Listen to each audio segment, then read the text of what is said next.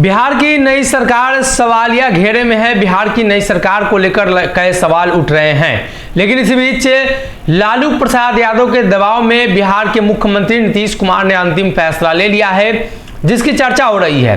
दरअसल बिहार सरकार में मंत्रिमंडल का विस्तार हुआ, तब से इस बात पर जिक्र होने लगा था कि क्या बिहार की जो सरकार बनी है वो सरकार स्थिर है, ज्यादा दिनों तक चल पाएगी।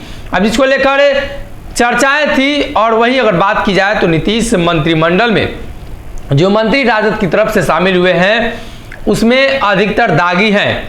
भारतीय जनता पार्टी के नेता लगातार प्रेस कॉन्फ्रेंस करके इसका जवाब दे रहे हैं, लेकिन परिस्थितियां अब बदली नहीं है।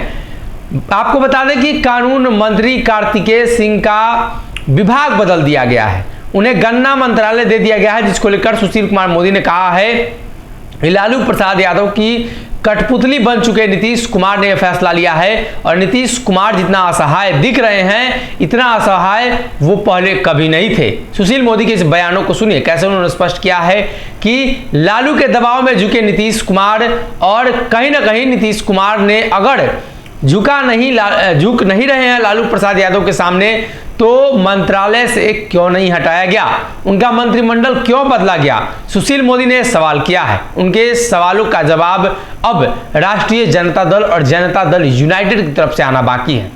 अपहरण से जुड़े एक मामले में बिहार सरकार के जिस मंत्री कार्तिक कुमार पर वारंट था और जो बिहार सरकार के विधि मंत्री थे, आज उनका विभाग बदल दिया गया। लेकिन नीतीश जी, आप इतने कमजोर हो गए, आप इतने दबाव में हैं लालू यादव के कि आप कार्तिक कुमार को बर्खास्त नहीं कर पाए। आपने बड़ी मुश्किल से उसका विभाग बदल दिया। नीतीश जी, आपको इतना कमजोर होते मैंने कभी नहीं देखा था।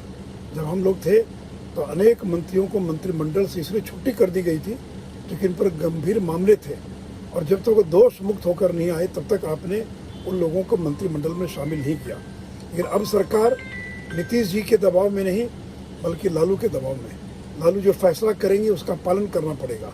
जैसे पर्ची कटती है, तो जब तक लालू के दरबार की पर्ची नहीं कटेगी तब तक कोई निर्णय नहीं हो सकता है।